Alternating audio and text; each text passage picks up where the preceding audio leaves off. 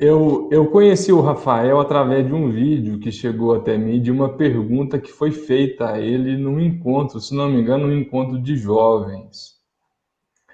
E eu vou refazer essa pergunta a ele porque eu acho que é uma pergunta tão atual e é tão necessário refletir sobre esses temas que nós vamos deixando de lado, nós vamos encostando lá embaixo, debaixo da mesa, vamos jogando para debaixo do tapete e não conversamos sobre ele. E eu achei interessante porque antes de começarmos aqui o prosa, eu brinquei com ele que não ia ter polêmica. Ele falou: olha, não tem problema ter polêmica, porque o Espiritismo nos oferece recursos para trabalhar qualquer tema. Então, Rafael, eu achei aquela resposta sua. Aliás, primeira pergunta, eu preciso cumprimentar aquela jovem pela pergunta, pela coragem de fazer aquela pergunta. E a sua lucidez e a sua fidelidade a Jesus e aos princípios morais de um cristão, né? Porque nós não podemos nunca perder de vista que nós somos cristãos. Eu achei esse de uma sinceridade, de uma pureza evangélica que até hoje me sensibiliza. E por isso eu queria refazer essa pergunta ao Rafael. Rafael, qual a postura do espírita diante da pena de morte, do porte de armas e da política?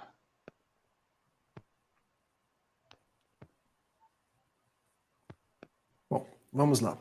Eu não consigo responder conforme eu respondi à época, porque cada momento a gente está numa sintonia diferente. E agora a sintonia talvez esteja ainda melhor, porque do lado do Quincas, do Wellington e do Daniel,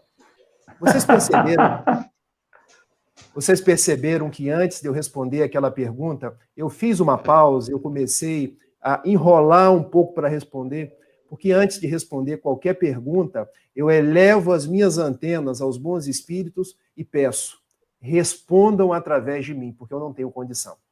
Eu me lembro muito de um conselho dado pelo benfeitor Emmanuel a Chico Xavier, no Riacho do Capão, em 1931, quando ele se apresentou e disse: nós temos 3 compromissos: disciplina, disciplina e disciplina.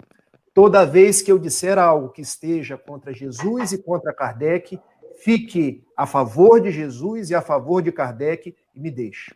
Então, quando eu penso em pena de morte, em porte de arma em política, eu tenho que pensar: o que Jesus pensa sobre isso?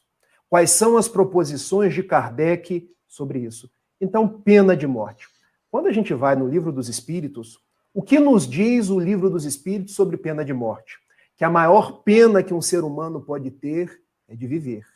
A nós não compete tirar a vida de quem quer que seja, porque só Deus sabe o momento de vir, o momento de retornar. E o espírito Humberto de Campos nos diz, numa obra lindíssima chamada Cartas e Crônicas, tem lá uma lição sobre a pena de morte. Quando a gente tira alguém que nós consideramos um corrupto, um criminoso do mundo, a gente está transferindo o problema de um lugar para o outro. Porque a gente tira um criminoso encarnado e transforma num obsessor no plano espiritual. Então, nós espíritas, nós cristãos, questão 880 do Livro dos Espíritos, nós privilegiamos a vida, que é o maior de todos os direitos.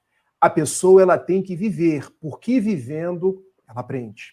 Ela ressignifica os seus atos. Ela tem a oportunidade de virar o seu dial. E dial eu lembro daquele radinho onde nós sintonizamos as estações. Ela tira da estação do erro e passa para a estação do acerto. Então nós nos colocamos contra a pena de morte. É melhor dizer a favor da vida. Então pena de morte não pode ser considerada nos nossos manuais cristãos. Porte de arma. Porte de arma, quando a gente vai em João capítulo 15, versículo 12, Jesus nos diz assim: o meu mandamento é este, que vocês vos amem uns aos outros, não que vocês vos armem uns contra os outros. Veja, a palavra é amor, é amar, não é armar-se. E é um grande filósofo, um grande poeta aqui do Rio de Janeiro, que eu tenho certeza que o Quincas conhece. Luiz Antônio Mileco, que nasceu na sua deficiência visual e transformou a sua vida num périplo de amor. E ele compôs um poema que eu vou só recitar, porque se eu cantar, o Wellington e o Quincas não me chamam nunca mais. O poema diz assim: Ele veio, luz da vida, pão do mundo. Tinha o olhar quente e profundo e solene tinha a voz. Ele veio, mãos vazias, desarmadas, nem escudos, nem espadas, só amor por todos nós. Toda noite sem estrelas, ele ilumina, e as nuvens mais escuras, ele desfaz. Ele veio e assentou a nossa alma e tirou a nossa calma, mas nos trouxe a sua paz. Então, no segundo verso da sua poesia, ele nos diz que Jesus veio mãos vazias, desarmadas. Só amor por todos nós. Por que a gente quer, em nome de Jesus, em nome da religião, ter armas que Jesus não teve? Quando a gente pensa no objetivo da arma, é a morte. Muitos dizem, eu quero me defender. Mas a nossa defesa não se encontra nas armas. A nossa defesa se encontra nos nossos princípios, nos nossos valores, na nossa forma de viver no mundo. É bem certo, Daniel, Quincas e Wellington, que existem profissões no mundo que precisam de armas. Por exemplo, um policial, um guarda. Mas quando eu começo a defender arma para um civil, vejam, eu sou dentro da minha casa, eu, a minha esposa e a minha filha. Imagine se a minha filha tem acesso à minha arma. Olha a tragédia que isso pode decorrer. Então é inconcebível pensarmos em arma para um civil, porque a mensagem é a mensagem do amor. Política. Política, quando vamos na Revista Espírita, fevereiro de 1862, Kardec respondendo aos amigos de Lyon, que lhe mandam uma carta e ele responde. Meus amigos, não percamos tempo com política, porque todas as vezes que nos envolvermos com política dentro da casa espírita, nós perderemos tempo para falar do Evangelho, para falar das leis morais, para refletir sobre a nossa transformação moral. Ou seja, Kardec nos recomendou, não é o Rafael, não é o orador espírita, é Kardec. Revista Espírita, fevereiro de 1862. Resposta de Kardec aos espíritas de Lyon. Que nós não nos envolvêssemos com política dentro de casa espírita. Mas muitos dizem assim, mas Rafael, eu na minha individualidade, pessoa física, pessoa no mundo, não posso me envolver com política? Todos nós temos o nosso livre-arbítrio. Questão 843 do Livro dos Espíritos. Eu posso, o Quincas pode, mas quando a gente se envolve com política, no meu CPF, eu não posso misturar isso com a minha casa espírita. Porque o grande problema é que hoje nós estamos misturando a minha vida pessoal, as minhas escolhas pessoais, com doutrina espírita. Então a gente vê muitas pessoas subindo na tribuna espírita e falando de política. Falando, ainda que de uma forma subrepetícia, em política. Nós não temos esse direito. Nós temos que falar em Jesus, falar em Kardec. É isso que José Raul Teixeira tem sempre colocado para mim. Agora, na nossa vida particular, nós somos políticos por natureza. Isso quem nos diz é o próprio Aristóteles, é a própria filosofia grega, porque política vem de polis, que quer dizer cidade. Todo aquele que se envolve com a sua cidade, com as coisas da sua localidade, se envolve com política.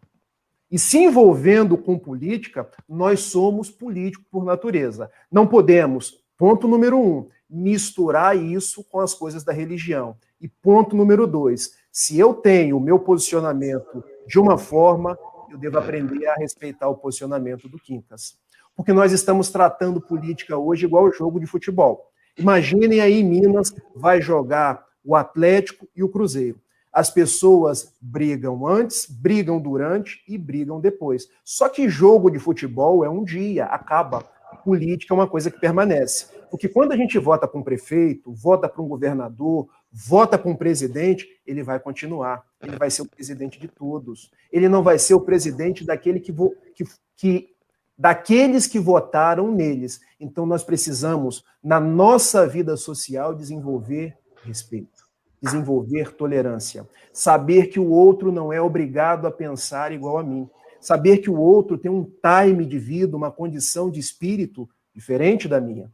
Ou seja, quando eu olhar para o Daniel, eu não vou olhar ele enquanto o partido que ele votou, a sua opinião, eu vou ver o ser humano que ele é. Quais são os seus valores? Nós vamos, na nossa sociedade, exercitar respeito, tolerância, aprendermos a viver juntos e não misturar isso com o Espiritismo, que hoje é a nossa proposta de redenção e que nos liga a Jesus?